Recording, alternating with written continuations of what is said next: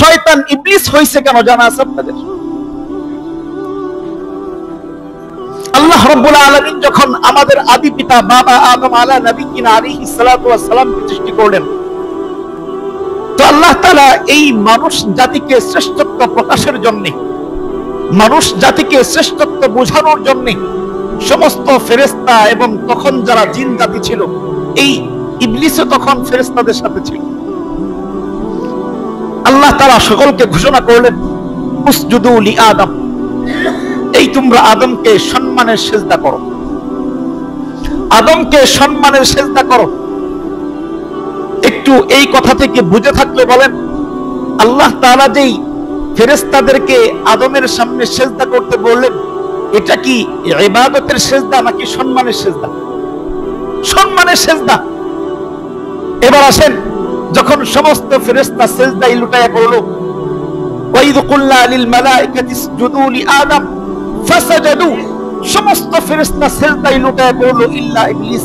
আল্লাহ তাআলার কোরআন বলে শুধুমাত্র এই ইবলিস সে সিজদা করতে অস্বীকার জানায়।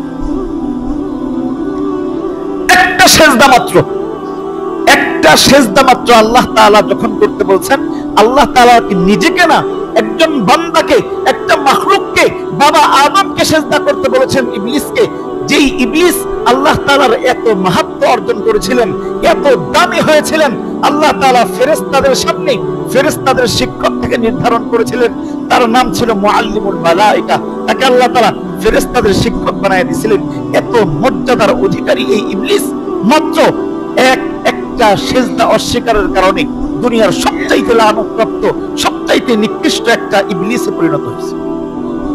কি বলেন, ইবলিস জিনা করছিল? কোন ইতিহাস শুনছেন বাবা ইবলিস জিনা করছে? ইবলিস কাউকে হত্যা করছে শুনছেন? ইবলিস কারো সম্পদ হরণ করছে শুনছেন? কিচ্ছু করে নাই। আমরা যেই পাপ করি, কোনো পাপ করে নাই।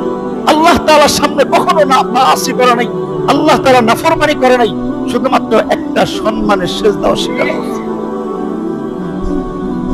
এত উচ্চ স্থান থেকে, এত দামি জায়গা থেকে সামান্য একটা সম্মানের সিজদা, সামান্য একটা সম্মানের সিজদা না করার কারণে যদি সে ইবলিস হয়ে যাইতে পারে, আমাকে আপনাকে যখন আল্লাহ তাআলা আল্লাহকে সিজদা করার জন্য ডাকেন, আমি আপনি যখন সিজদা না করি, আমি তো ইবলিসের চাইতেও নিকৃষ্ট হয়ে যাই। আমি তো ইবলিসের চাইতেও নিকৃষ্ট হয়ে যাই। ইবলিস তো আল্লাহকে সিজদা অস্বীকার করে নাই। হাদিসের মধ্যে পাওয়া যায়, জমিনের 1 ইঞ্চি জায়গা খালি নাই যেখানে ইবলিসের কপাল পড়ে নাই। 1 ইঞ্চি জায়গা খালি নাই যেখানে ইবলিসের কপাল পড়ে নাই। কাকে সিজদা দিছে বলেন? আল্লাহ তাআলাকে সিজদা দিছে। আল্লাহর সিজদাকে কখনো অস্বীকার করে নাই। সে মানুষের জন্য সিজদা করাকে অস্বীকার করেছে। আর আমি আপনি কেমন গাদ্দার, কেমন নাফরমান, আমি আপনি সরাসরি আমার রবকে সিজদা করতে অস্বীকৃতি জানাই।